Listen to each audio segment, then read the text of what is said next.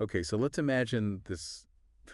You're a certified project manager, you're leading this diverse team on a high-stakes project, and then, a major misunderstanding pops up, and now it feels like the whole project is teetering on the edge of a cliff. How do we even begin to get back on track? Yeah, that feeling when you hit a snag, it can be pretty unsettling. But, like any challenge in project management, the key is to approach it systematically. Let's pinpoint the root cause, get everyone back on the same page, and realign the team towards a solution. So we're essentially hitting the reset button. Where do we even start with that? We go back to basics, like the PMBOK guide emphasizes we need to revisit the project scope and the approach we chose initially. Okay, so scope, that's essentially all the work that needs to be done, right? But how does that relate to a misunderstanding? And what makes it different from product scope? You're right, project scope is about the work involved. Think of it as the blueprint for getting things done. But product scope is the actual thing we're building. If we're building a house, the project scope is the steps to build it, and the product scope is the house itself, with all its rooms and features. Sometimes misunderstandings arise because the distinction between these two isn't clear. So could it be that we chose the wrong approach for the project right from the start? Could that be contributing to this situation? Absolutely. It's like trying to force a square peg into a round hole. If the project requires flexibility and we're stuck in a rigid, predictive mode, it's bound to lead to misunderstandings. Conversely, if we need a highly structured approach and try to force in agile things, things can get chaotic. This reminds me of the concept of tailoring from the PMBOK guide. It's not a one-size-fits-all situation, is it? Exactly. We need to tailor our approach based on the specific demands of the project. It might even mean switching gears mid-project if the initial choice isn't working. This is making me rethink some of my own projects already. But let's say we've looked at the scope and our approach, and we're still trying to figure out where things went wrong. What's the next step? Time to put on our detective hats. The PMBOK's control scope process offers some fantastic tools for this, like variance analysis and trend analysis. I feel like those are terms we hear a lot, but I'm not always sure how to apply them in a practical situation like this. Can you break it down for me? Think of variance analysis as comparing where we plan to be versus where we actually are. Are we on track with budget schedule and scope? If not, how big is the gap? Those variances can provide crucial clues. So, a large variance could indicate that this misunderstanding is having a significant impact. Right.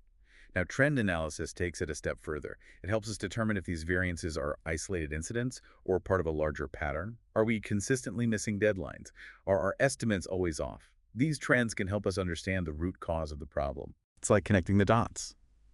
The Agile Study Guide talks about how things like having a dispersed team can affect throughput. So it's not always just about understanding the scope. There are all these other factors in play. Precisely. Things like team structure, communication methods, even technology can all contribute to these major misunderstandings. It's about putting the pieces together to see the bigger picture. This is starting to feel more and more like a detective case. Okay, we've gathered the evidence. We have a sense of what caused the problem. Now, what do we bring in the stakeholders? You got it. Now it's time to bring everyone together and get them back on the same page. And this is where it gets really interesting. We need to orchestrate a stakeholder symphony. A stakeholder symphony. Can you elaborate on that metaphor? It sounds quite elaborate. Think of it this way. Each stakeholder brings their own instrument to the orchestra, their perspective, their needs, their expertise. And as project managers, we're the conductors. We need to ensure everyone is playing in harmony, creating a beautiful piece of music together, not just noise. That's actually a really helpful analogy. So if we're conducting this stakeholder symphony, where do we even begin? First, we identify our key players, who are the stakeholders most affected by this misunderstanding. Who has the authority to make decisions?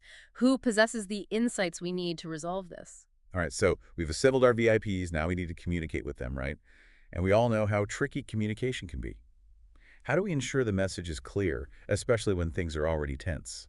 This is where those communication models from the PMBOK guide come in handy. Consider the sender-receiver model. We need to ensure our message isn't just sent, but also received and understood. Feedback loops are vital. We need to make everyone feel heard and ensure their concerns are addressed. And how do we determine the most effective way to communicate? Should it be a quick email, a formal meeting, or something else entirely? That's a great question. The choice of media really depends on the complexity of the issue. For a situation this significant, a face-to-face meeting might be best. It allows for real-time conversation, clarification, and relationship building. But for simpler updates, a well-written email or project update document could suffice. Speaking of well-written, how crucial is writing style in this kind of situation? I know things can easily get lost in translation. Writing style is more important than you might think, especially now when everyone is stressed and seeking clarity. We need to be clear and concise. No jargon, no overly technical language, active voice, simple sentences. That's the key to ensuring everyone is on the same page. That makes a lot of sense. The last thing we want is to add to the confusion with poorly written communication. So we've done our homework, identified our key stakeholders, and planned how we'll communicate. What happens when we actually bring everyone together? Now we step into the delicate dance of conflict resolution. And this is where our source, Project Management Harold-Kersner1.pdf, raises a really interesting question. Does who you report to actually influence how you handle conflict? Wow, that's a fascinating question. I can definitely see how reporting structures could complicate conflict resolution. It's definitely a factor to consider.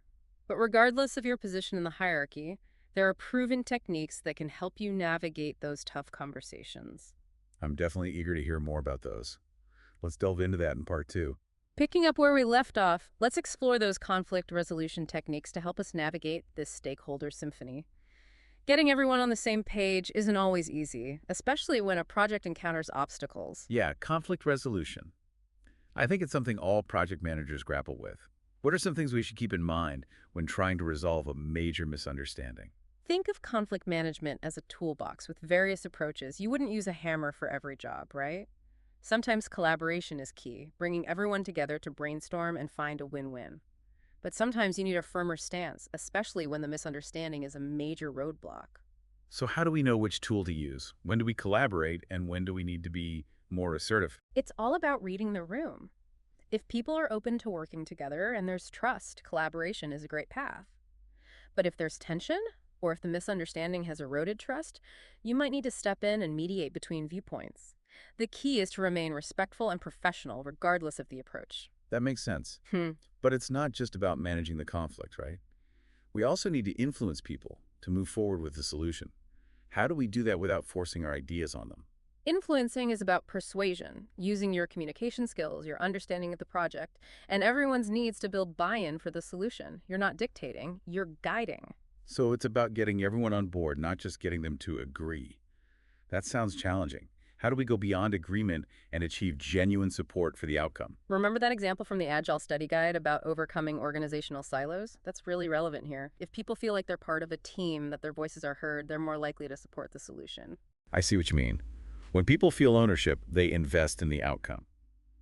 How does an agile mindset help us with that, especially when there's conflict and a need to realign everyone? Agile is all about breaking down silos, building cross-functional teams where people from different departments work together toward a common goal.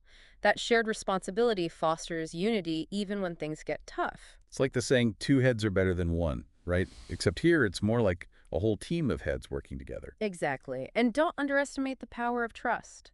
Being open and honest in communication, being transparent about decisions, and addressing concerns directly are essential for rebuilding trust when it's been damaged. That connects back to what the PMP 7th edition says about managing stakeholder expectations. Mhm. If we're not upfront about potential challenges or changes in direction, it creates a breeding ground for misunderstandings and conflicts. Absolutely. Managing expectations is crucial throughout the project, but it becomes even more critical when dealing with a major misunderstanding like this. Okay, so let's fast forward.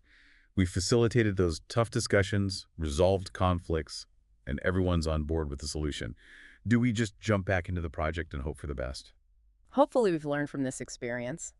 Preventing future misunderstandings is as important as resolving the current one.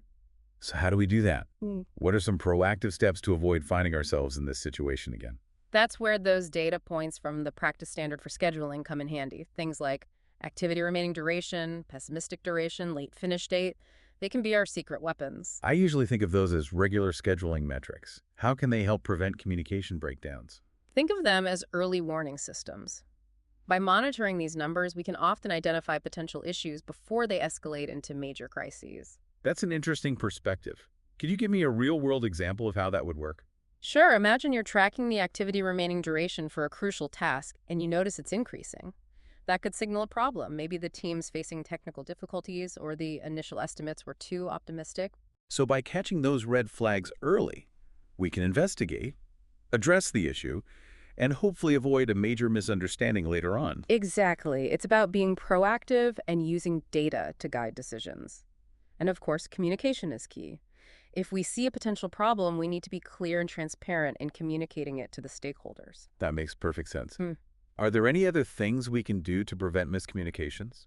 Remember those communication methods we discussed earlier. We need to constantly evaluate their effectiveness.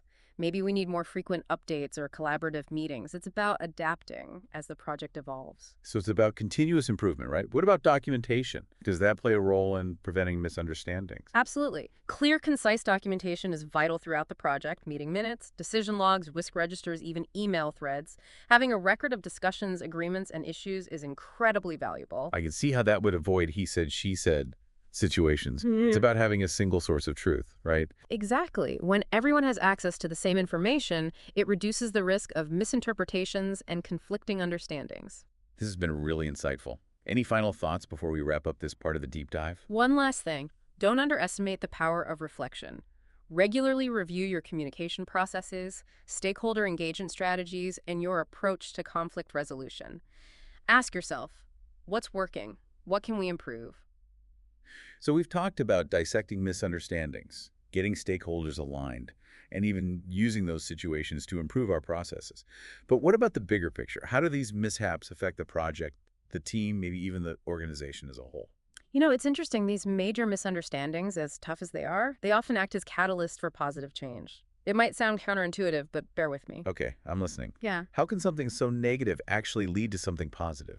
Well, think about it. When a big misunderstanding throws a wrench in the works, it forces us to re-examine everything, our assumptions, our communication, our entire approach to the project.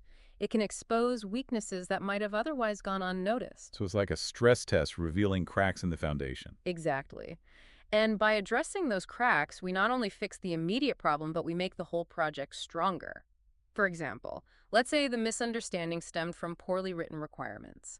Resolving that could lead to stricter documentation standards or a more collaborative approach to gathering those requirements in the first place. That makes sense. Mm. We're not just putting out fires, we're fireproofing the entire building. Precisely. And the benefits can go beyond this one project. The lessons learned from these mishaps can be shared with other teams, contributing to a culture of continuous improvement across the entire organization. I like that. It's like those knowledge management principles from the PMP OK guide and the Agile practice guide. What we learn here can benefit everyone. What other positive outcomes can come from navigating these tricky situations? Think about relationships. Working through a major misunderstanding, as challenging as it can actually strengthen bonds between team members and stakeholders. Overcoming a challenge together creates a sense of shared purpose and camaraderie. It's like the saying, what doesn't break you makes you stronger. The team emerges more united and resilient. Absolutely. And that increased trust and understanding leads to better collaboration, clearer communication, and ultimately more successful projects in the future. So while we don't want to seek out misunderstandings, we can reframe them as opportunities for growth and improvement. I love that perspective shift. Yeah. It's not about dwelling on the negative, but about finding the silver lining and using those lessons to become better project managers and build stronger teams. Exactly. Project management is so much more than just following a checklist. It's about leadership, communication, problem solving, and yes, turning challenges into wins. And those challenges often come in the form of miscommunication and misaligned expectations. So for our listeners out there who might be experiencing that sinking feeling of a project-threatening misunderstanding, what's the key takeaway? You've got this. You have the tools, the mindset, and now the knowledge to navigate this situation.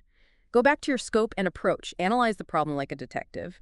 Engage your stakeholders like a conductor leading an orchestra, and use this experience to learn and improve. And remember, what if this misunderstanding is actually an opportunity? A chance to refine your processes, build stronger relationships, and deliver a project that surpasses everyone's expectations. That's a great way to wrap things up. It's been a really insightful deep dive into the world of project management mishaps and makeups. Until next time, keep learning, keep growing, and keep turning those challenges into triumphs.